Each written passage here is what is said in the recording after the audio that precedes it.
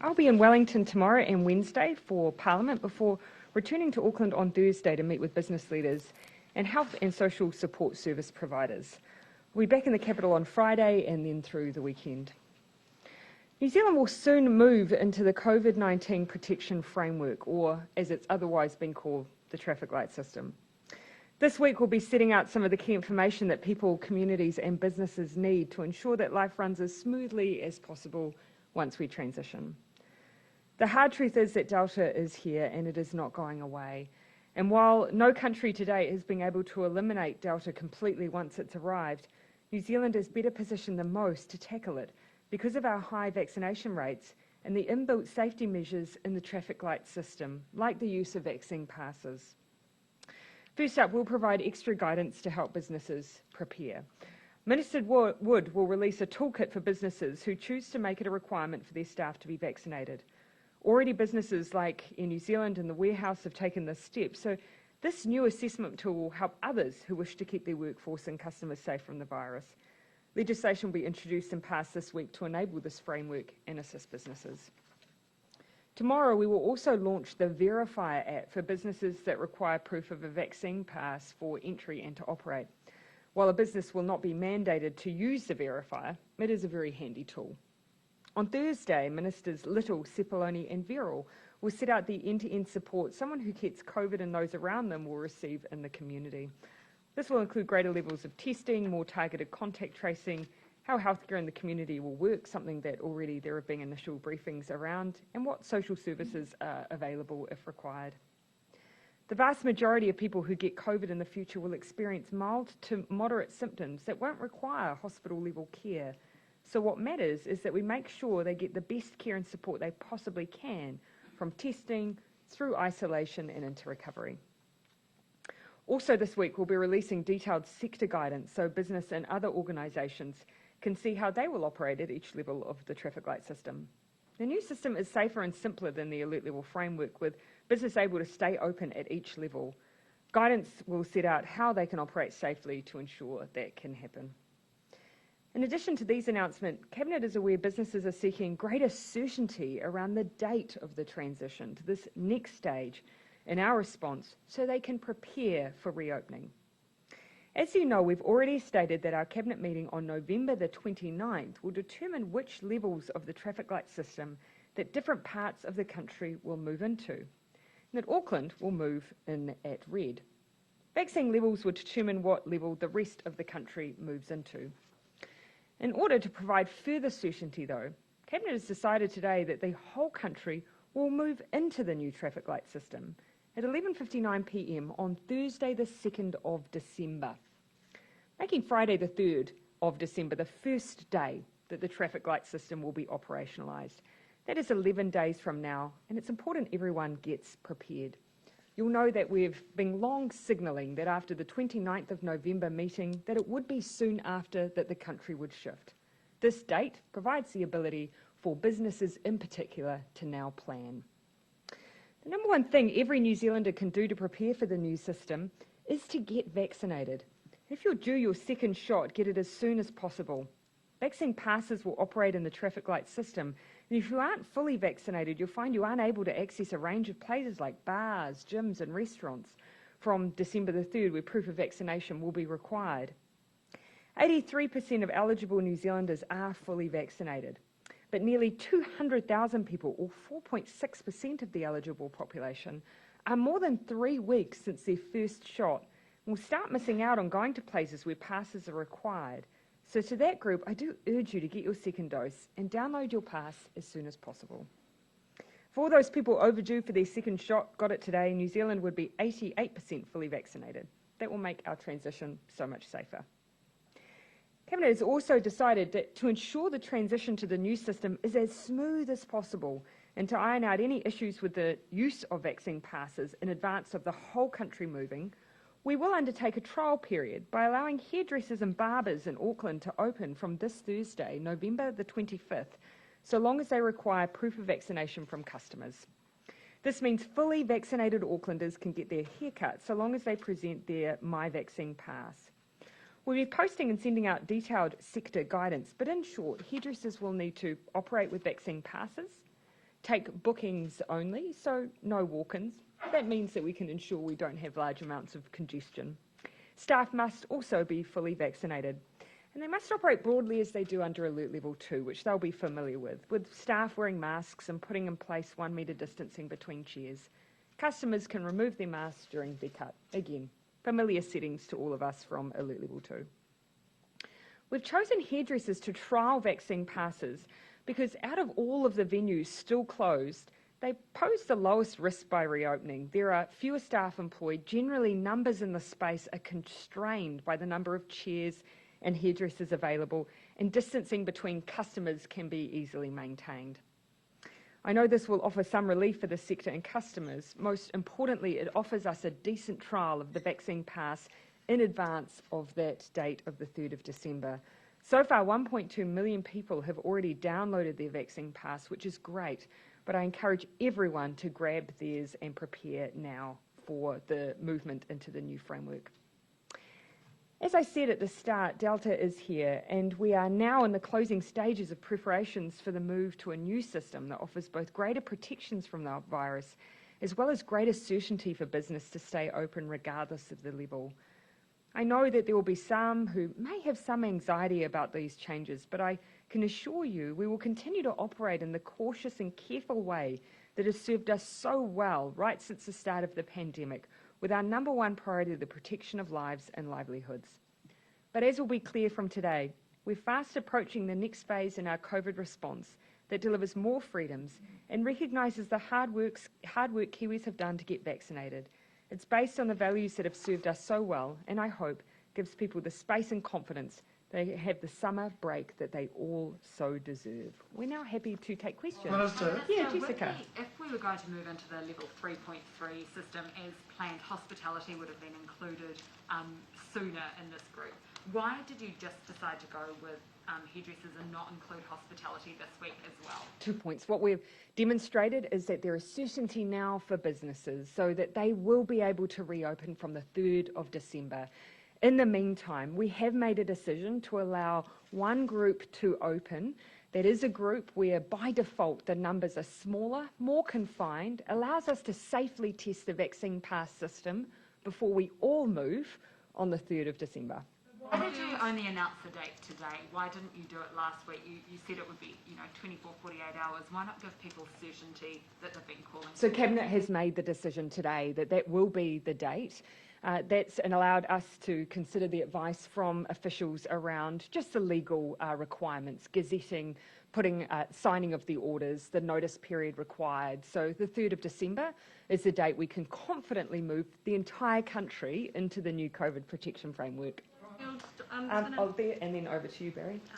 There's been another COVID death, a man in his 40s. Is this the youngest person in New Zealand to die from COVID? I'd have to come back to you on the latter, but I do want to just acknowledge the death, which is obviously very sad for this person's family. This is someone who's been in hospital for a while and unfortunately has died from COVID-19, and we'll check on that, whether this is the youngest death. And COVID modeller Sean Hendy says Auckland is past its peak of COVID cases. What do you think? What I would say is that the signs are very promising in Auckland, and on Wednesday when I join Minister Hipkins, I'm planning to show the updated figures of what the R value looks like, what the modelled number of cases, hospitalisations and ICU admissions look like. But what I can say is that you saw through last week that the hospital admissions and ICU bed numbers were not increasing. In fact, they had dropped towards the end of the week, and they're hovering around 80 at the moment. This is a really good sign, and it's a reflection of the good work that Auckland has been doing by abiding by the Alert Level 3.2 rules, but also the impact of vaccination, which is quite profound. So I'll update on Wednesday about what the modelling has shown. Well, let's just quickly on another topic before I burst. Would you ever back down on Three Waters? Oh, look, we've made our decisions for all the right reasons. We cannot continue to have thousands of New Zealanders getting sick from drinking water every year. We cannot continue to have a situation where infrastructure is holding back our ability to build the houses we need, or a continuation of the situation where sewage is routinely released into our waterways. The status quo is not an option. If we maintain the status quo, ratepayers would be facing larger bills. We don't want that. That is what Three Waters is all about. Would you ever back down on Three Waters? No, we didn't take these decisions lightly. They've taken years of consideration, and they are designed in such a way that we retain all the things people care about: safe drinking water, the ability for locally them to be owned and managed, but us to actually turn around all of the issues we've had with water infrastructure to date. So Yeah, Barry. You're allowing hairdressers Yeah. to test the vaccination passport Yeah. system. You talked a couple of weeks ago about al fresco dining. You've got 25 groups in Auckland. Why not do it now? Why not allow them to do the test, or is the test for vaccine testing not up to scratch yet? No, that would not be, that's not the rationale. Here we've got an entire sector who are able to undertake this test as a sector, and where we know that actually of all the groups that we're able to open up, this is amongst the lower risk, because the ones that we already have that have not yet reopened are all of hospitality, gyms, a wide range of close personal services. This is a sector where, by default, the number of people at any given time in a venue is going to be limited by default, where the number of workers are limited by default, and where we believe actually we can, at this earlier stage, safely test the vaccine certificates. One of the issues for hospitality and outdoor settings, one of the asks we had is whether or not we could change bylaws to enable a larger range of hospitality venues to be able to legally hold al fresco dining. We looked at that. There wasn't a simple legislative fix. It's quite a complex area of law. We haven't finished looking into those options, but it wasn't a straightforward option. So you're saying that the restaurant sector can't test as effectively at the moment as the hairdressing sector? No, that wasn't what I was saying. Forgive me. What I was saying was I hear the call separately that the sector has asked around us to explore enabling them to have more outdoor settings, because we've already said that they are safer than indoors. No, what I was setting out was the reason that we chose hairdressers is because of all of the current sectors unable to operate, this is probably the lowest risk one.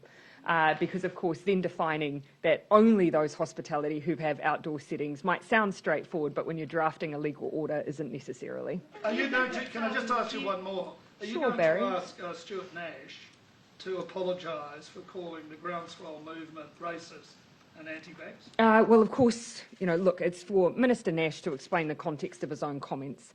Of course, his point was that he was referring to some of the material that he had seen in online forums, which led him to that view. I've said I wouldn't use that language, I wouldn't describe generally an entire group of people in that way, but I'm not going to ask him to apologise for his comments. He's given his context, that's his view. I take a different one. Why don't you ask him to apologise? I've just set out the reason. Sorry? I've just set out the reason. Jane? Do you think it's acceptable that Kāinga Order is not evicting some tenants despite police call-outs, prosecutions, violence, no evictions over 3 years, and some pretty bad examples of their behaviour towards neighbours, but they are allowed to remain there? Yeah. And look, here we have two roles that we need to take very seriously. Of course, we need to make sure that in a neighbourhood, we're doing everything we can to ensure a neighbourhood and a community is safe, that neighbours aren't duly impacted by behaviour that people would just frankly consider antisocial. The issue we also have, though, is that we are the final provider of housing in many respects. Once you're evicting someone from state housing in that way, there are very few options left. That, should that situation override the right in some case of elderly people? Oh, I hear you on that. And I would caveat what and as I say, I caveat that with the fact that there is a competing need for us, of course, to make sure that communities are safe, and we have a role to play there as well. As a local MP, I've come across circumstances like this, and we do have to make sure people feel safe. We do have to make sure that people are in our state housing are respecting basic expectations in a community, and, as you say, not terrorise people around them. change in policy though, because there's no sort of deterrent at the moment. There have been no evictions, so people are People, carrying so, on. but So you should will, kind order actually be yeah. there? That's not to say that kāinga order will not move people on into more suitable circumstances if there are issues that they identify. So I don't think it's fair to say that there are no interventions. There are interventions, and they should be utilised, particularly if they're causing, concerns in a community and people are feeling vulnerable. I'll let you finish there, Jane. Just Martin Point, the refinery up there closing down. Should or could the government have intervened to save those jobs and also to protect potentially oil prices in the future for New Zealanders? So one of the concerns that we rightly had were twofold, just the impact on the community, and there we'll continue to do work locally with the regional economic development teams around ensuring that those high-skilled workers, that we're doing everything we can to make sure that they are utilised and retained, and supporting that work. The second concern that we had was security of supply. The advice that we've received is that these changes pose no greater risk to security of supply than what already existed with the terminal acting as a refinery. So those were some concerns we've had. Those have been worked through, but there's obviously an extra piece now we need to do alongside to support the workforce. Yeah, Henry. In hindsight, do you have any regrets about the way that you communicated and presented the level 3 step changes? Polling that DPMC commissioned for your COVID response showed that you went from really high level of compliance and understanding with the level 4 rules to widespread confusion about the level 3 step changes. Well, of course, first of all, to point out what's really important is people understand them when we move into them. And I don't think there's any suggestion that when we've moved into those that it's been problematic. That's when we need people to really engage so they understand what's expected of them when they're there. Look, the call on us was twofold, if we can ease safely to do so, and it's not unusual all the way through. We've at least been flexible enough to step into new alert level shifts, and that's what we kept open. We signalled to people that if we were able to move, that is what it would look like, so that we could balance the need for people to plan and prepare, but also not to set an unrealistic expectation that it would be a straight move to 2. On the traffic light system, a lot of community events that are coming up have cancelled. There's places where VAX passes won't really be workable because they're unfenced, things like school galas. Yeah.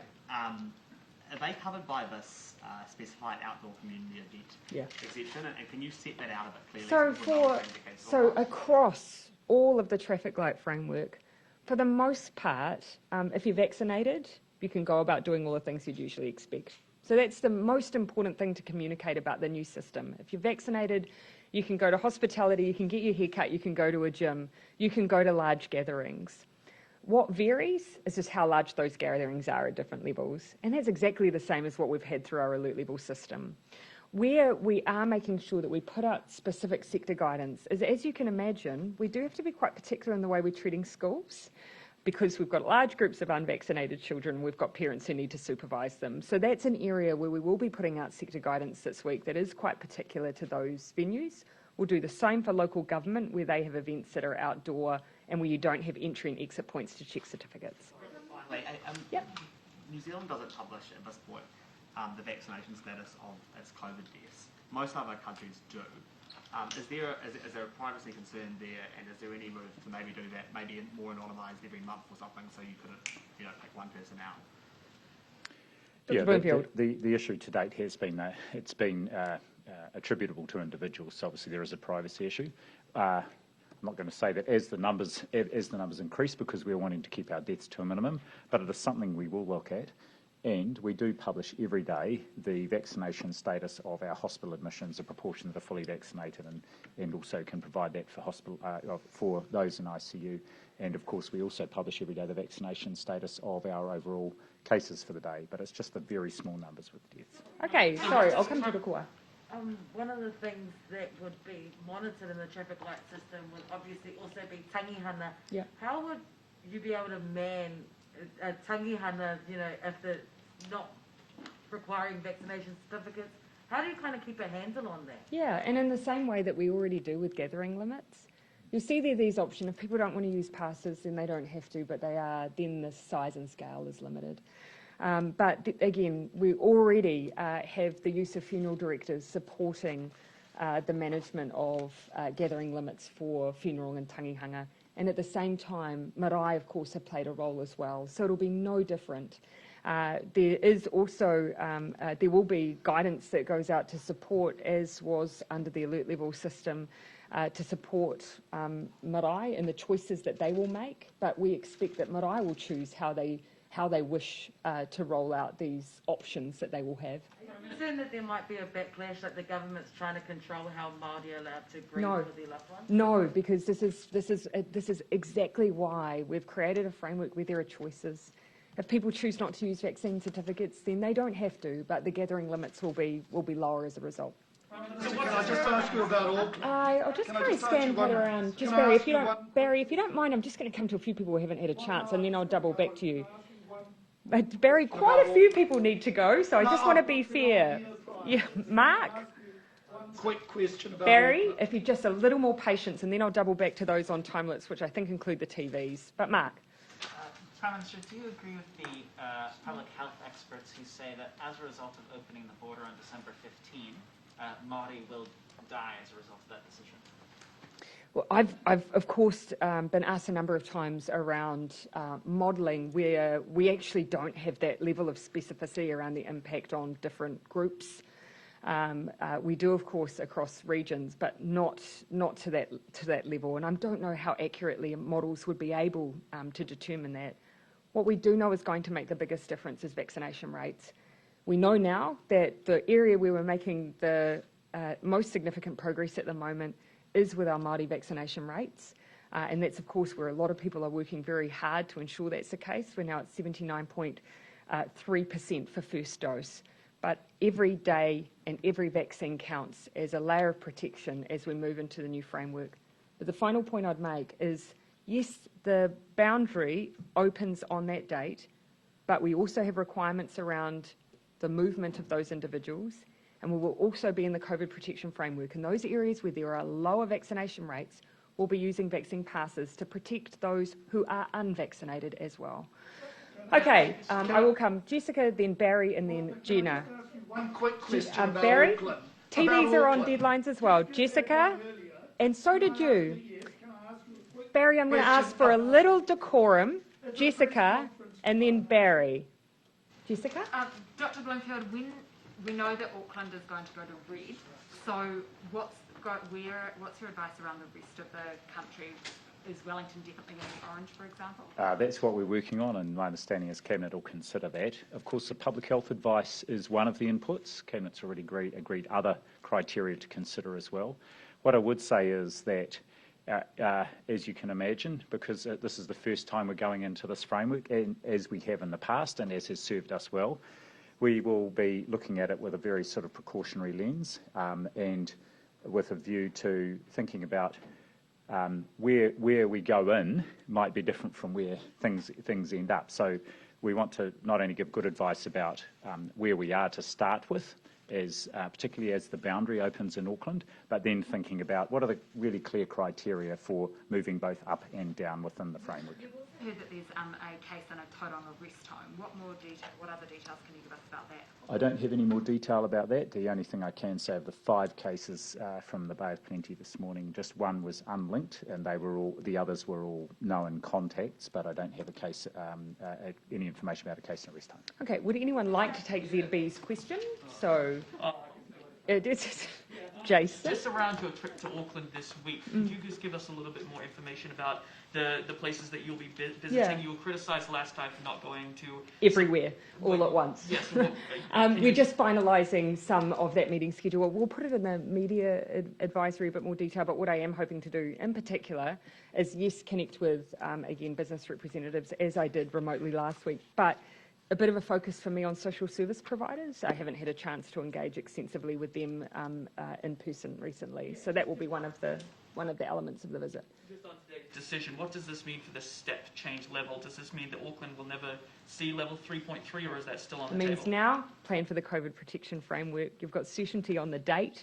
certainty on where we're moving, and certainty that at that point we see everything reopen. So that's what we're steering everyone towards now. To 3.3. Yeah, we're so close to the new COVID protection framework, and that gives far more scope for reopening than the other step changes. As you recall, particularly for hospitality, they had caps on the numbers able to reopen. In many cases, I imagine it may have even been uneconomic for some. Going into the COVID protection framework gives much more certainty, and that's something they can plan for the future. We don't intend to move from that. To clarify Gina. on the hairdresser trial, are beauty salons included in It's that? just And why or why hairdressers not? and barbers. We've kept it quite confined. Again, because we're operating a trial here, we're able to define quite neatly who falls into that category, which is something we're required to do in order to provide the exemption for them to operate. And of course, we know that it is, of all of the things we can open, the one that we can do with a good understanding of the public health risk. A limited number of people can be in a facility at any given time by the very nature of those, by that industry. A limited number of workers, we can run booking regimes, and it gives us good feedback on the operation of vaccine certificates. Just to follow up on And then I'll come back to here. Dr. Bloomfield. Looking at the stats at the moment, you've said regions that hit 90% double dose will go into orange, but none of us look all that close. Have you got any data which suggests that we could actually get there? Yeah, so look, vaccine levels will play a key determining factor. We've already given some very strong suggestions about what we expect. Obviously, Auckland's going into red because of the outbreak. We will not be placing any region into green, and that is because we're in a transition environment. We don't want regions yo-yoing, and starting in green is an unlikely place for people to stay while we're transitioning at the moment, particularly with boundary changes. So as for the rest of the decisions, which are made on the 29th, with a couple of days for people to then see where they will be moving. We will look at vaccine certificates, we will look at vaccine rates, we'll look at case rates, and that will be the major determining factor, but we'll also be pragmatic. So, a good indication is if you've hit 90% first dose is a good indication of where you're heading. If all of the people who have had their first dose and are due for their second got it today, how close will we be? Oh, well, I think at that point we end up at something like 86% double dose for New Zealand. So for many regions, they would be doing really well. But that's a strong message. 200,000 people are due their second dose. Please go out and get it. Make sure you're prepared for vaccine passes because they're coming very soon. Yeah. Anything further on that? Sorry, yes. Just on regional travel under the red system, some of the earlier COVID-19 information said that there'd be restrictions. So if for example, an area outside of Auckland were to be put into red, could they expect regional travel restrictions such as vaccination or... No, regional travel restrictions, will not be the norm. Hard borders will not be the norm. There may be occasions where there are localised lockdowns, where there may be some limitation on movements, but they will not be the norm. And just on for the hairdressing from Thursday, what sort of trials were there for the vaccination pass? Yeah, so actually, perhaps Dr. Bloomfield could speak to this, but the team have been trialling the use of the Verify app. I believe they did work with a small number of businesses to early on trial the use of the pass. So it has been trialled on a small scale. The trial with hairdressers and barbers in Auckland give us a much larger scale to work with, but before the whole country moves, which we thought would be valuable to the rest of the country to have that larger operation. So just to confirm, there's been already some testing of the Verifier app, and it becomes available this week for people to, we'll announce that for people to use and get loaded up and ready to go. So we're making good progress there. Yeah. Issues arise from those trials? I think small tweaks. No, just, always just the key issue here is not so much the app, it's just how do you make it easy in operation for businesses who are doing the checking. So learning all the time. Okay, sorry, I've got Joe, Michael, Thomas, Ben. Just coming back to Gina's question earlier about deciding who goes into red and who goes into amber, how much of that is going to be sort of a decision at the Cabinet table for ministers, or is it a case of Dr. Bloomfield and his public health team will do it on a case-by-case for each region each? We will be provided with advice. Cabinet will then consider that advice and make those decisions. and then they will immediately, in essence, then be required, once we're notified, to be written into orders and gazetted. Yeah. I mean, in terms of that advice, is it sort of a, Dr. Bloomfield, will you go with your team through each VHB, look at how many have got vaccinated, how many have got vaccine passes downloaded, etc., bundle all that together? Like, what level of detail are you going to be providing? We'll provide our recommendations and some rationale for that, but we will be looking at vaccination rates. We will be looking at an equity dimension to those vaccination rates, in particular vulnerable populations in regions, as the Prime Minister said, whether there are any cases in those regions, and also health system preparedness, which we've got a big piece of work underway on as well. Which will conclude with the orange or red VHB, Correct. basically. Correct. Can I also just last week you talked about doing some work around the next move with opening up the border early next year. Has Cabinet had an opportunity today to look at that work, and will there be decisions this week around that? That hasn't been finalised, but I do expect that we'll have decisions shortly. With this week likely? I don't want to give you a specific date, but we do anticipate it'll be shortly. We do need to, again, we're wanting to constantly give as much forewarning for planning purposes as we can. We've already, of course, indicated first quarter, though, as you can recall. Yeah. Oh, sorry, I did say Michael and then Thomas, forgive me. Yeah, just following Anna's question around travel. We've already seen some communities ask holidaymakers to stay away, citing your vulnerable populations, the vaccination rates, access to healthcare. What is your view on that? Should people be staying away from these areas over summer, and will the government be working with these communities if they want to have a localised lockdown? Yeah. So my message would be that actually we've put in mechanisms to ensure that movement around the country can be as safe as possible. So firstly, we actually as a nation, by that time, will have very high vaccination rates. We also, as an extra layer, in communities where perhaps the resident population, the rate might be lower, we, for instance, would expect that that would be an area that would operate in red. And red means that basically if you're unvaccinated, you're unable to go to those higher risk settings. And so there are protections there. And so to anyone who has concerns, I'd say we're prepared to meet those concerns, to make sure that we've got measures that, do ensure that those who are not protected by the vaccine are protected in other ways.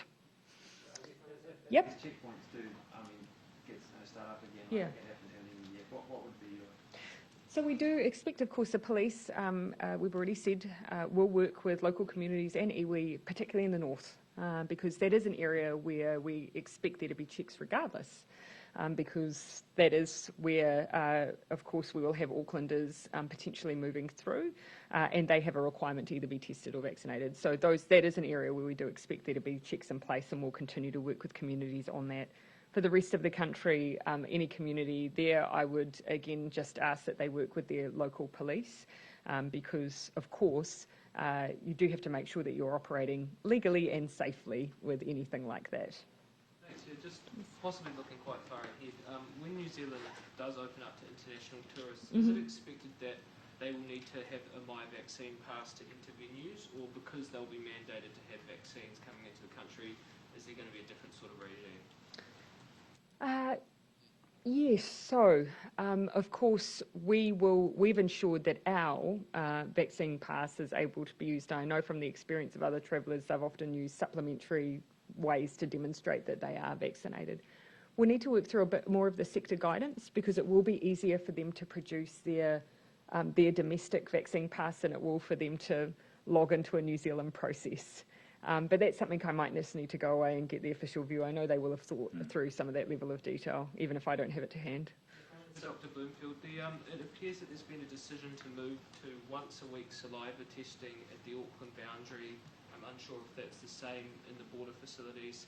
What's the reason for this? Is this being driven by science or by the strain that lab networks are under? Always science. Always. So yes, we sought advice from our testing group, and the main reason for this is now a high level of confidence from both our experience here and the evidence that a saliva-based PCR test is as good from a diagnostic perspective as a nasopharyngeal test.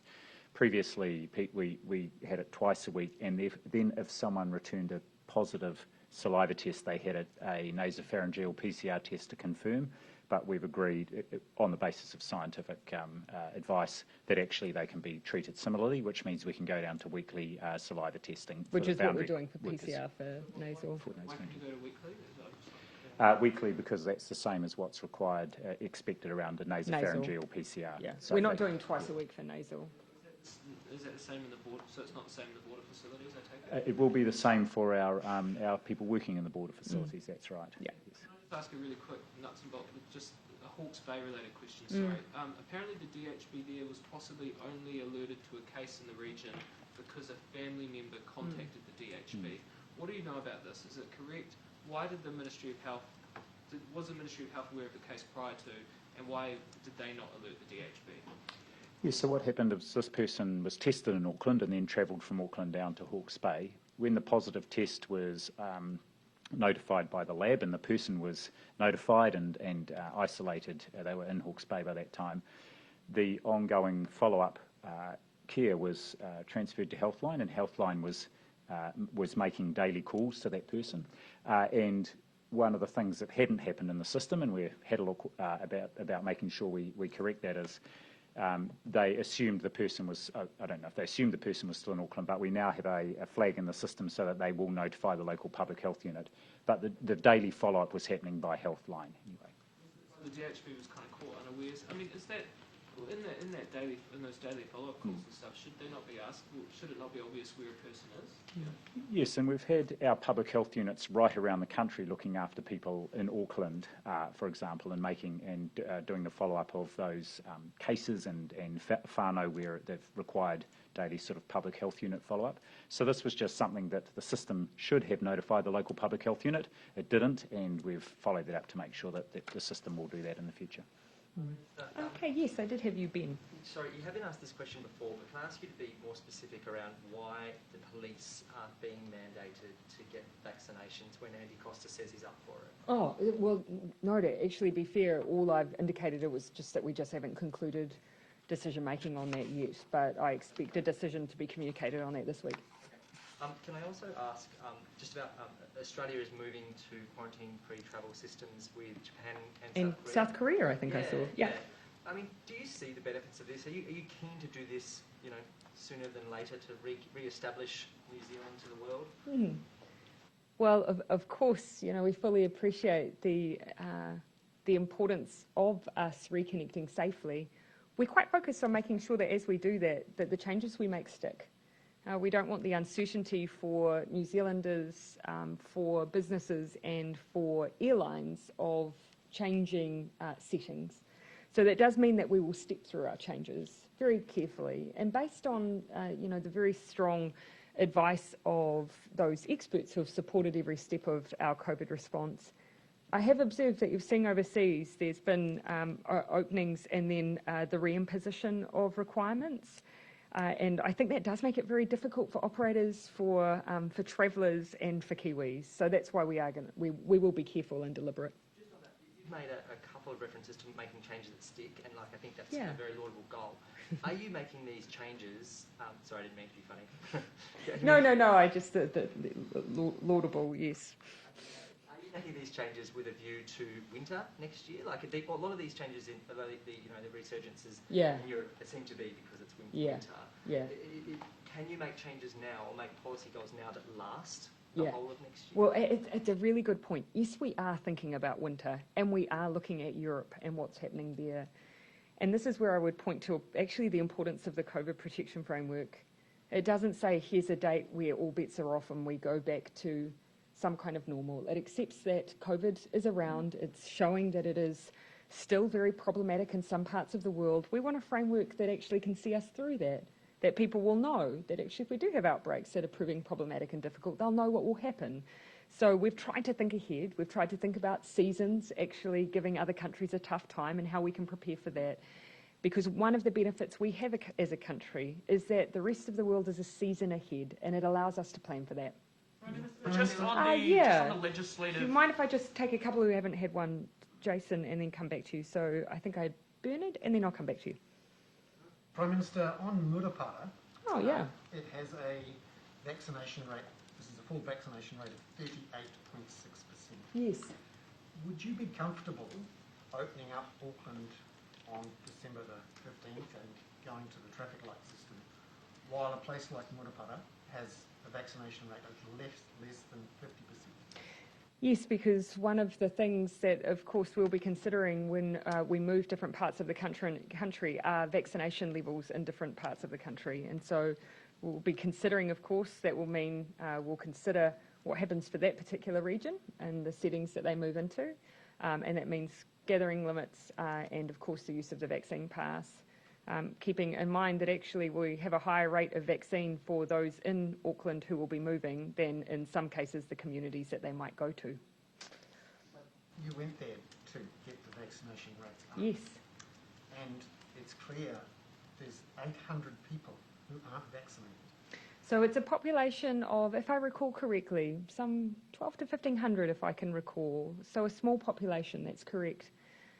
We have a situation in that community where a trusted individual has taken a particular, a trusted health professional has taken a particular position on vaccines, which may be contributing to the rates that we're seeing in that community. And that's actually a reason why things like making sure that vaccine passes are used is a way that we can protect the unvaccinated. Do you think that opening up and we'll see Murupara have many cases and deaths? I'm not going to simply assume that that will be the case. As I say, Aucklanders will be sitting on rates close to or over 90% at that point. We'll be requiring them to be tested if they are not vaccinated before they leave. We are putting protection mechanisms in place to ensure the safety of the rest of New Zealand. But at the same time, we are asking people to also be vaccinated, and we're working very hard to make sure they are. Prime Minister, just on the legislative timetable going forward on the traffic light system, the opposition say that basically because of how the timing has aligned, it has to go through the House this week, rushed under urgency, which means that there'd be no select committee process. They're crying foul at the fact that this is undemocratic. What's your response? Oh, well, I would disagree. The COVID protection framework has been publicly available and able to be discussed, debated and considered since October. The very opposition who are choosing to criticise us also have been asking us, of course, to just move arbitrarily. Of course, we've got a process here where there's able to be debate on the framework. But ultimately, the decisions on when we move are actually based on the health situation, based on the outbreak, based on vaccination levels, rather than what's happening in Parliament. So it will have all three readings this week, this legislation? The timelines are, yes, that's my recollection for the legislative timetable. Let me go and just double check whether or not it's all the way through to completion, but that's my recollection. Surely they have a point in the fact that, yes, it's been in the public arena for a long time now, but the nitty-gritty details, the part that politicians have to work through to forge law, really needs to have that a more fulsome discussion. Well, of course, I would also argue that this is not too dissimilar. In fact, more time is being available to debate and discuss the COVID protection framework than there was the alert level framework. Even before it was publicly announced, we went out and engaged with different sectors. We've canvassed it and tested it with public health experts and those who are observing what's going on in the international environment. So there has been good engagement around it, and now it is coming before Parliament. I'll come just checking who I've got left, Mark, and then it looks like Janae, and then we'll finish with Joe. Dr. Bloomfield, on the note that Ben brought up, there are a range of countries in Europe that are seeing resurgences of COVID. If you look at Belgium or Holland, they have higher vaccination rates than we do across the full population, and they're going back into lockdowns. What are the lessons that you're taking from this for both summer and for next winter? Yes, indeed. And I had a very useful discussion with Professor Tony Blakely in Melbourne last night. Did our training together. So he had some very useful observations. So a couple of things here. First of all, and this goes to the earlier question about opening the borders, the risk presented by even fully vaccinated travellers coming in, especially if the volume is high, is not trivial. And in fact, if you can imagine in our situation, people travelling in, and if they were self-isolating even in different parts of the country, and there were cases there, and each one of those is in fact seeding another little outbreak, which is different from our current situation where most of our cases, of course, well, they're all coming from known cases, and most of those, many of those we can still epidemiologically link. I think the second thing here is Professor Blakely emphasised a lot the impact of waning immunity from the vaccine. And so this is why our booster program is very timely in that we're starting it at that 6-month point in summer, and then we will have had the vast majority of our population would have had that booster before we head into next winter, and likewise we will be placing a great emphasis too on flu vaccination at that point. But you're right, we are watching very closely what is happening in Europe, because there is no doubt that seasonality plays a very important role here in terms of the transmission of the virus. Oh, sorry, Mark, do you want to finish and then I'll come to Janae? Thanks. For you, Prime Minister, can you say by December 15 whether Māori in any one DHB area will have hit a 90% double dose rate? Right now, they haven't hit a first dose rate. Unfortunately, Mark, I can't, off the top of my head, recall the individual vaccine rates in the different DHBs. I do recall that in counties it's higher than the national average, for instance. Yeah. But if you wouldn't mind, I'd rather go away and check the latest Auckland breakdown. Is very close. Yeah. They're likely to be there within the next week or so. It is higher in Auckland than the rest of the country, and also the numbers are larger as well. Janae. Prime Minister and Dr. Bloomfield, over this pandemic, you must be getting used to making some pretty massive life and death decisions, which I'm not sure if you fully thought you were signing up for this type of job when you took the positions. But up until now, a lot of the political decisions have actually been aligning with health decisions, and we might be seeing a bit of a shift now, I guess. Oh. I'm just one. Are we? That's a contested point. Yes, I'd say that'd be a contested point. Sure. Okay. But I'm just wondering if you could explain to us, I guess, the toll that it might take on you making these decisions, and whether that toll feels a little bit heavier now going forward. Oh, sorry, was that for me or Dr. Bloomfield? Would you like to? You go first, Dr. Bloomfield. Yes, the decisions have felt weighty right from the start, and the advice, in my case, the decisions taken by the government. Look, they've felt weighty all the way through, and I guess the challenge now is that